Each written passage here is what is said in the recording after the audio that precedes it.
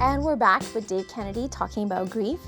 So David, the last conversation we were having, we left it on, you said there is nothing wrong about grief, about having grief. Can you explain that a little more? Exactly, and I think that's one of the biggest pieces around grief that people get tangled up in, is that they feel like, I have to fix this. This is something wrong with me. And so the words I hear are, why am I feeling this way? I shouldn't be like this. And that's where we, as a culture, need to start to think differently about grief. Grief is the normal reaction to loss. It's normal. It's not something abnormal. It's not something that we have to jump in and fix right away. Grief is the normal process of dealing with loss. And what it forces us to do is it forces us to stop and to slow down and to pay attention. Now, we don't like the way it does that, but the purpose of grief is to say, hey, life has changed. It's not the way it was. Let's pause for a moment. Let's feel this. Grief is about the relationship.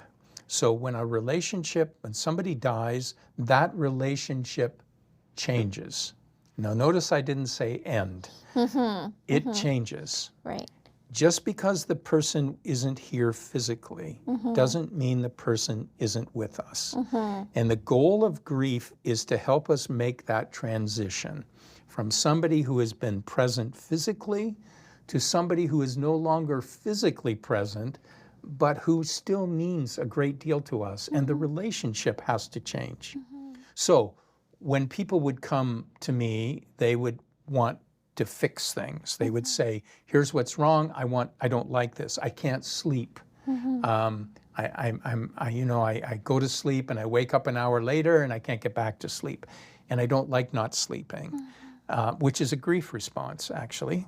It's one of the somatic pieces where it involves our sleeping, our eating, our energy levels, all of those things. So they want to get rid of that. And I'm saying it will change, just not as fast as you think. And again, I come back to the point that grief is a normal reaction and response by our physical bodies.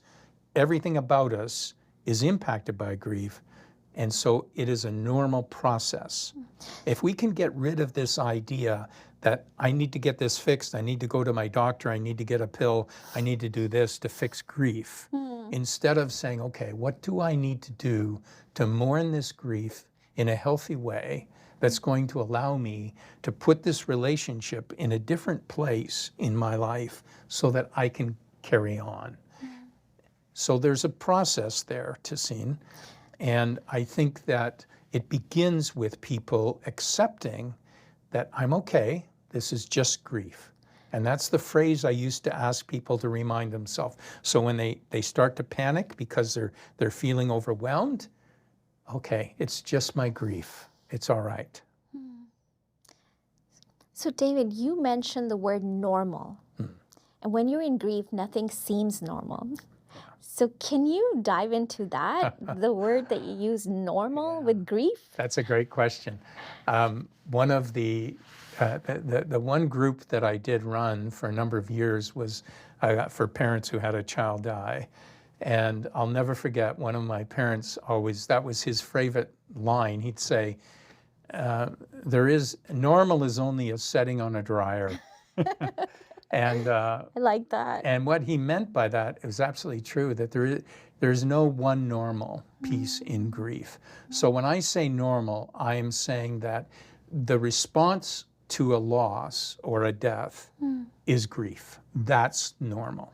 What the grief looks like, though, can be different for every person in some way. So there's no normal in terms of one way to do grief. So I think what you asked is a great question, and I want to distinguish between using the word normal as an overall saying that this is what happens versus normal saying there's one way to deal with it, that everybody has to go through it. Normal, you know, when I ask students, for instance, what they know about grief, inevitably somebody says, well, there's 5 stages, right? And the Kubler-Ross 5 stages of grief. Right. And the truth is there are no stages like that. That doesn't work that way. And in all fairness to Dr. Kubler-Ross, she wasn't talking about grief anyways. She was talking about the process of dying. So, but unfortunately, we look for answers, and we're in a society that quickly wants answers. So I want to get back to a normal life. And so this grief has messed me up. And how do I get rid of it? And my approach to them is that no, it's now what I'm going to call a new normal. And a new normal doesn't mean that there's one way to get through this. It's that it's okay, relax. I don't like it right now, but it will change. And people will say to me, well, how long does this take? And I'll say it'll take as long as it needs. Some people, you know, not everybody experiences grief the same way, even within a family. And the reason for that is, as I said, grief is relational. So I have 2 brothers. I'm a middle child. That's my problem. And when my parents have both died, I had wonderful parents. And my dad died first. So when Dad died, here's 3 boys, one of them a funeral director. I was a grief counselor. My younger brother is a clergy, so we kind of had this really unique role. But the truth was, we all had the same grief in one way, in that it was our dad. But we each experienced our own uniqueness of grief because each of us had a different relationship with Dad. And that's the piece that we honor, is the unique relationship. We can share the big pieces, but I have a piece of my grief with Dad that my brothers don't have, and they have pieces that I don't have. And so allowing each of us to do what we need to do in a way in which we need to do it. Somebody may need to cry in a family. The other person in the family may not need to cry. And I've had that. I've had people in private counseling come to me and say, well, you need to talk to my brother because he's not grieving. And I'll say, why do you think he's not grieving? Well, he's not crying. And so we have these ideas that there's certain things people have to do. Most people do cry, but not always. And so the truth is, you don't even have to feel, you know, sad and depressed over grief. And we're going to get to that in some segment around certain types of death. So the way in which people die impacts the grief too. So when I talk about normal, I'm saying it's normal that people experience grief. That doesn't mean that everybody's going to do it the same way. And it doesn't mean that everybody's going to do it, you know, month by month, so that everybody a year later. And people have all kinds of concepts about time. But what you're saying is there's no timeline. There's no timeline. There's no standard timeline that says this is what it is for everybody. And the reason is because of the relationship. One of the things that's interesting to see is that, you know, we talk about SeniorFlix. One of the misconceptions is that I've heard people say, you know, I don't understand my grief because my mom died, but she was in her 90s. So I knew she was getting towards the end of her life. Why am I experiencing such intense grief? And this is a fallacy that we think that just because somebody is older, that we're not going to grieve as much when they die. But think about it this way. I've had all those extra years to connect with them. And I'm now an adult. And so my relationship with my parents is a much different relationship. Plus, if they've needed caregiving and I've been their caregiver, I have been a caregiver for them for a period of time.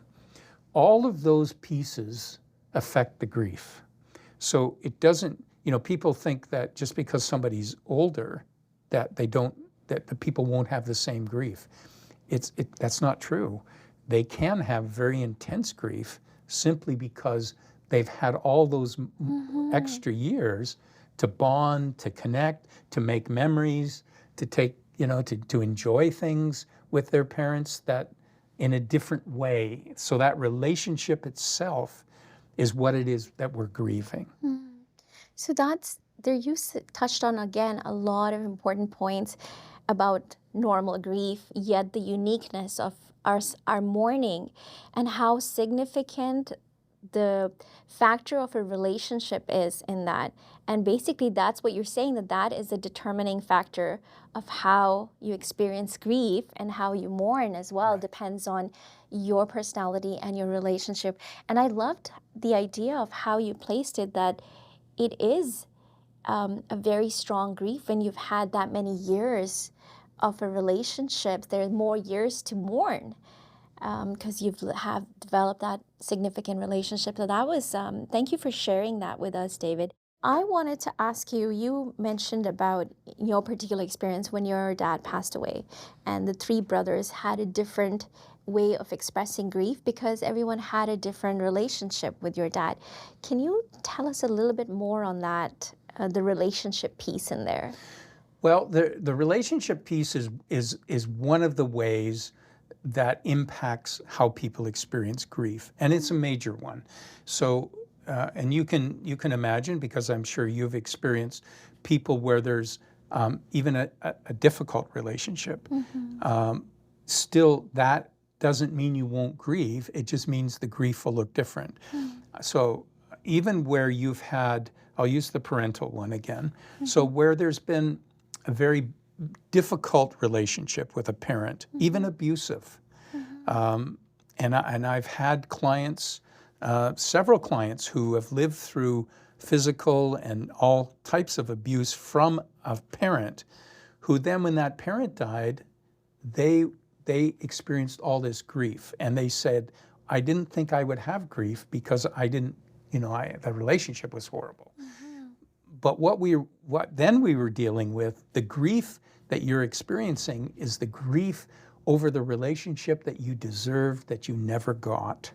So you no matter which way we go on this, whether the relationship was great or the relationship was toxic, the relationship still is going to impact grief. But it's only one of the things that's impacting grief. There's a number of them. For instance, how a person dies.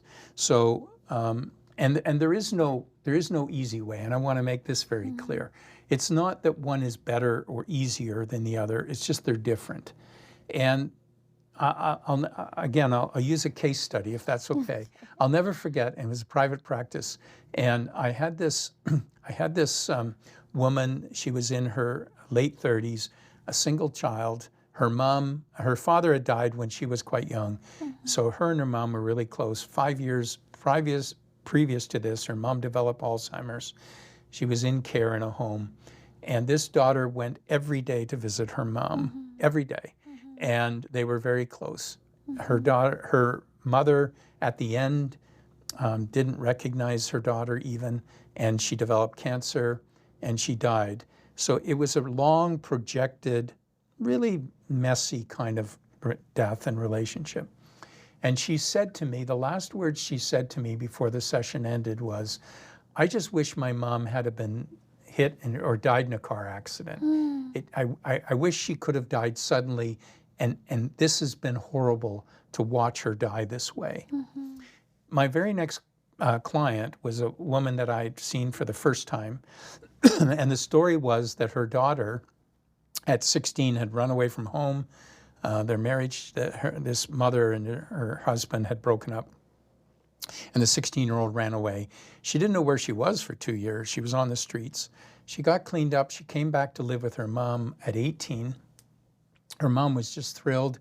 This girl had reestablished relationship, and they were out on a Saturday, and they were at a garage sale, and they were coming back out. The car was across the highway, and this Mom said to me, I don't know what happened. She just didn't see the car. She stepped out and a car hit her and she was killed instantly in front of her mom. And the last words this mom said to me was, I wish my daughter had died of cancer because at least I could have had a chance to say goodbye. My point is that there is no easy way. They're just different ways. Every different way impacts grief differently. So for this young woman, it was, I had a hard time. My grief is remembering all the suffering. For the mother, it was, my grief is I didn't get a chance to say goodbye. Both of those are impacted because of the way the death happened. So things like that, the funeral experience impacts grief, by the way, our ability to mourn, whether or not we have supportive friends, people who will allow us to mourn without trying to fix us.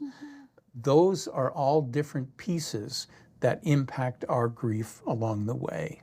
And I think what we could do in our next segment, if that's okay, is I'd like to get into the idea that grief comes to us not just out of death, but there's many ways that we experience grief. So in this segment, what I've been hearing you say is relationship is a very key element of how the grief is experienced. Both good and Both bad. good and bad. And also how the death or how that loss happens. So that was very insightful, David. Thank you for sharing that with us. So we'll be back with David and explore some more questions on grief.